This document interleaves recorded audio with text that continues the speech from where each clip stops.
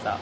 So, Caleb didn't know what a dial indicator is, and I can't find mine, but I was going to demonstrate what rotor run out would look like, but I'm going to explain it with a rotor on a brake lathe. So we're going to make some passes here.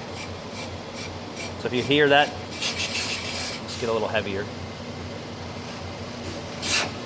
Oh, too heavy. That's not tight enough.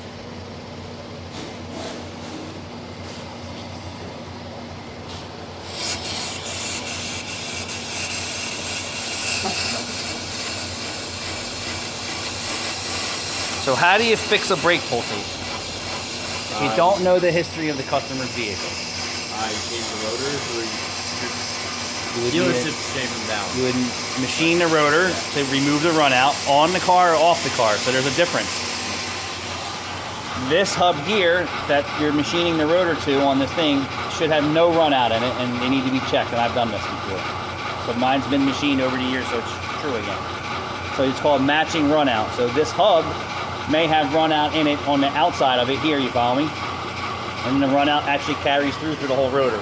So when you hit the brakes, what happens is this rotor moves the brake pads, moves the caliper pistons, moves the fluid, and that's why you feel it in the brake pedal and the steering wheel, because it's shaking everything. So one way is to bench lathe this, but then you're not matching the run out of this rotor to the hub on the car. The best way to get rid of a brake pulsation is to machine it on the car, matching the run out of the hub to the rotor. And you can't fix customer abuse. So that's why it's good to put cross-drum slotted rotors on there, because they operate cooler temperatures, can take more abuse. But then you should machine match them to the vehicle. Yeah. So this is old school. It works pretty well. But we're gonna see if we can't show you in video form. Probably not going to be able to demonstrate it. And I'm just whacking material off.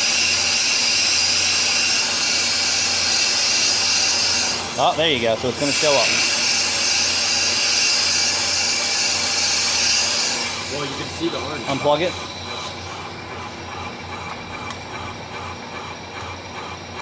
You can never tell really how much rotor run out is in there until it's on the lathe or on the car machining. But what you're feeling is, here's a high spot, right? And then here's a low spot. So you can see where the machine marks are greater here and not here. So that's this rotor doing this on the car. I don't think you're going to feel anything under 0.03 of an inch. And that's a lot of movement. 8 to 10 is going to, shake the shit out of your steering wheel and your brakes. So by the time we see a car, the rotors are already ruined. Putting them on the lathe is almost obsolete anymore. So we're going to put them on the car, drive it, hope the customer doesn't have a pulsation problem shortly thereafter, because the hubs on their car have run out in them as well. So if you don't know the history of the car, you can put new rotors on and still have a pulsation because of how they were installed to the vehicle and weren't rotor matched, which, keep in mind, is expensive. So new rotors, new labor, then set the on-the-car brake lathe up and machine them. So could you imagine what your correct brake job could cost? Yeah, I don't know what all dealerships do, but I know most of them machine on the car. Yeah, Most. My but buddy that works at a Honda dealership, I've seen shops. They machine on the car. Yep.